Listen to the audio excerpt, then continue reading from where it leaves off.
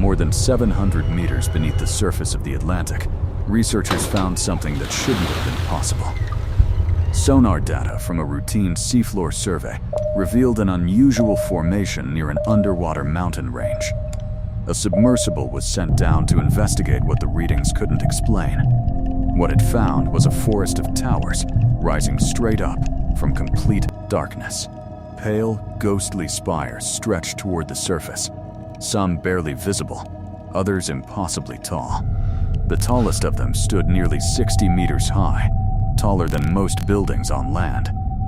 Thin streams of fluid rose gently from openings near their base, invisible until the lights caught them. Nothing like this had ever been recorded on the ocean floor before. Researchers had a name for what they were looking at within minutes. They just didn't yet understand what they were looking at.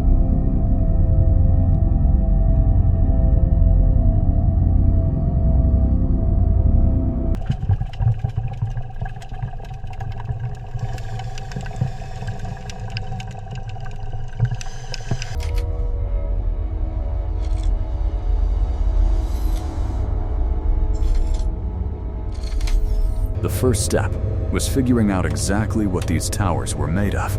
A robotic arm collected a small fragment from the base of one spire for analysis. Back aboard the ship, researchers confirmed it was carbonate rock, not the volcanic minerals typically found at deep sea vents. That single detail changed everything about what they thought they'd found. A thermal probe recorded surprisingly low temperatures near the vent openings, far cooler than known hydrothermal sites. Small translucent creatures were spotted living directly at the base of several spires.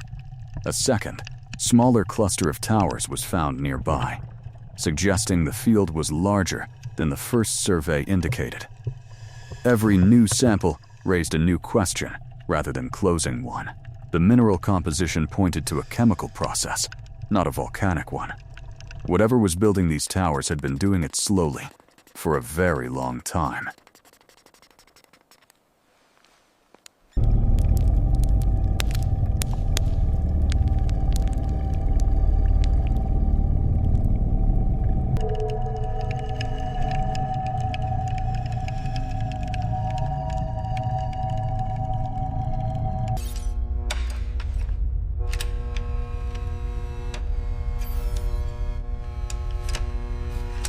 The chemical sensors gave researchers their clearest evidence yet. Hydrogen and methane levels near the vents were far higher than anywhere else recorded in the ocean. Neither gas was coming from magma or volcanic heat, the usual source at deep sea vents. Instead, both were being produced by a slow chemical reaction between seawater and the rock of the mountain itself. That reaction, called serpentinization, releases exactly these compounds as a natural byproduct. Layered growth rings inside a broken fragment suggested the towers had been forming continuously for tens of thousands of years. Microbial mats coating the lower spires showed that life had found a way to feed directly on those chemical byproducts. No sunlight reached this depth, and none was needed. The evidence pointed to an ecosystem running entirely on chemistry, powered by nothing but rock and water, reacting in total darkness.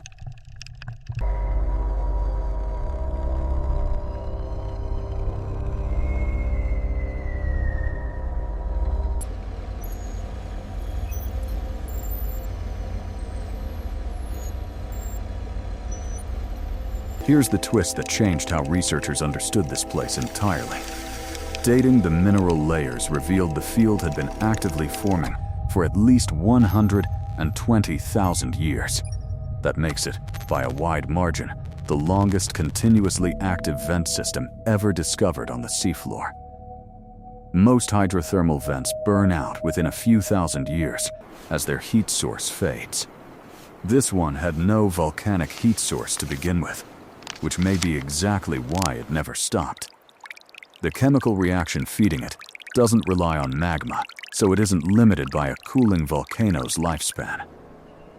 As long as seawater keeps reacting with the mountain's rock, the process can continue indefinitely.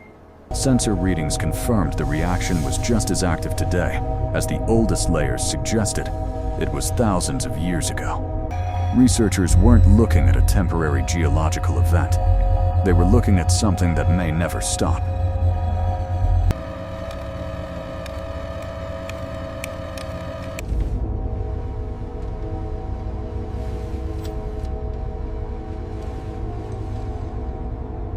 The scientific explanation comes down to a reaction most people have never heard of: serpentinization. When seawater seeps into certain mantle rocks, a slow chemical reaction transforms the minerals and releases hydrogen and methane as a natural byproduct. That process, not volcanic heat, is what built and continues to feed this entire field of towers. The carbonate spires themselves form as dissolved minerals precipitate out of the vent fluid, layer by layer, over thousands of years. Because the reaction depends only on rock and water, not a fading heat source, it can theoretically continue as long as unreacted rock remains available. The creatures living here feed directly on the chemical energy released by that reaction, completely independent of sunlight. It's one of the clearest examples scientists have found of an ecosystem that could, in principle, exist almost anywhere rock meets water.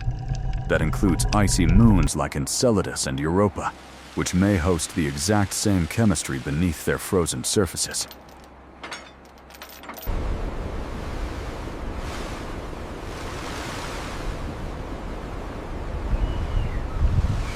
Researchers now understand how the Lost City formed and why it hasn't stopped. What they still can't answer is how many more fields like it are waiting to be found. This site was discovered almost by accident, during a routine survey that happened to pass over the right stretch of seafloor. The ocean floor remains one of the least explored surfaces on the planet, far less mapped than the surface of the Moon or Mars. If this chemistry can sustain life without sunlight here, on Earth, it strengthens the case that the same process could be happening right now on distant, icy worlds. For now, the Lost City sits alone in the dark, still building, still reacting, exactly as it has for over 100,000 years. Case file STRO-24 is closed. The mystery remains.